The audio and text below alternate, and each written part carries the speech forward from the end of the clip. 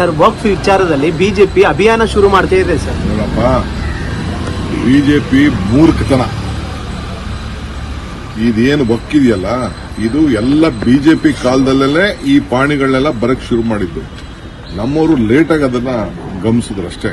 ನಾವೆಲ್ಲ ನಮ್ಮ ಹತ್ರ ಡಾಕ್ಯುಮೆಂಟ್ಸ್ ಇದೆ. ಈ ಎಲೆಕ್ಷನ್ ಬಿಸಿಲಿ ಇದು ನೀವು ಜಾಸ್ತಿ ಕವರ್ ಮಾಡೋದಿಲ್ಲ ಅಂತ. ಯಾಕೆಂದ್ರೆ ನಾವೇನಾದ್ರು ಮಾತಾಡಿದ್ರೆ ನೀವು ಕವರ್ ಮಾಡೋದಿಲ್ಲ, ಬರೀ ಅವ್ರದ್ದು ಮಾತ್ರ ಕವರ್ ಮಾಡ್ತಾ ಇದ್ದೀವಿ ವಿಚಾರದಲ್ಲಿ.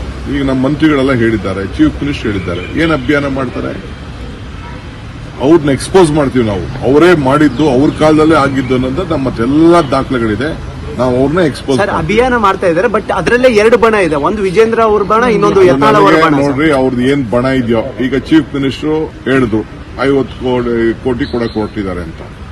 ಯಾಕೆ ಚೀಫ್ ಮಿನಿಸ್ಟರ್ ಹೇಳಿದ್ರು ಅಂತ ಅಂದ್ರೆ, ಯತ್ನಾಳು 1,000 ಕೋಟಿ ರೂಪಾಯಿ ಕಲೆಕ್ಟ್ ಮಾಡಿದ್ದಾರೆ ಅಂತ ಹೇಳಿದ್ರು ಇಲ್ಲೋ?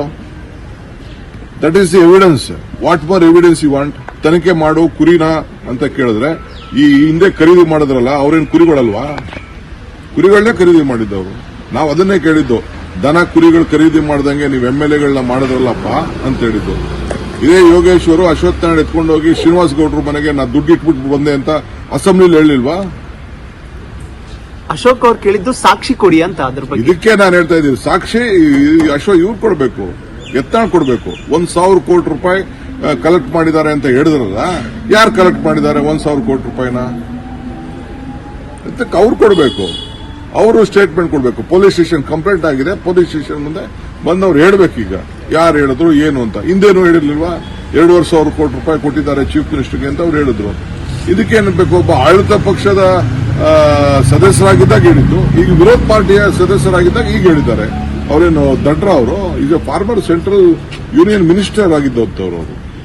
ಸರ್, ಕೋವಿಡ್ ಹಗರಣಗಳನ್ನ ಸಂಸತ್ತಲ್ಲಿ ಕೂಡ ಪ್ರಸ್ತಾಪ ಮಾಡ್ತೀರಿ ಅಂತೇಳಿ ಈಗ ಚರ್ಚೆ ಶುರುವಾಗಿದೆ ಸರ್, ಇಲ್ಲಿನ ಕೋವಿಡ್ ಹಗರಣಗಳನ್ನ. ನೋಡಿಯಪ್ಪ, ನಮ್ಮ ಹತ್ರ ರಿಪೋರ್ಟ್ಸ್ ಎಲ್ಲ ಬಂದಿದೆ. ಫಸ್ಟ್ ಮೀಟಿಂಗ್ ಮಾಡಿದೀವಿ. ಪುನಃ ಅವರು ಒಂದು ರಿಪೋರ್ಟ್ ಎಲ್ಲ ಕೊಟ್ಟಿದ್ದಾರೆ. ಇದನ್ನ ನಾವು ಪರಿಶೀಲನೆ ಮಾಡ್ತಾ ಇದ್ದೀವಿ.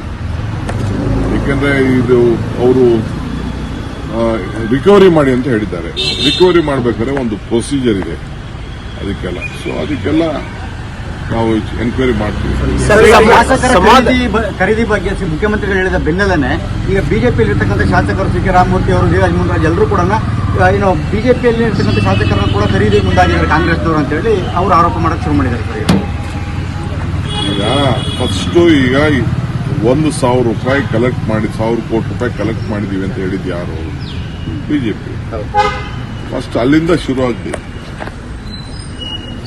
ಚೀಫ್ ಮಿನಿಸ್ಟರ್ ಹೇಳಿದ್ದು ನಾನು ಸಮರ್ಥಿಸ್ತಾ ಇದ್ದೀನಿ. ಆಗ್ಲಿಲ್ಲ ಅನ್ನೋದಕ್ಕೆ ಇವೆಲ್ಲ ಇದೇನೋ ಪ್ರಯೋಗಗಳು ನಡೀತಾ ಇದೆ.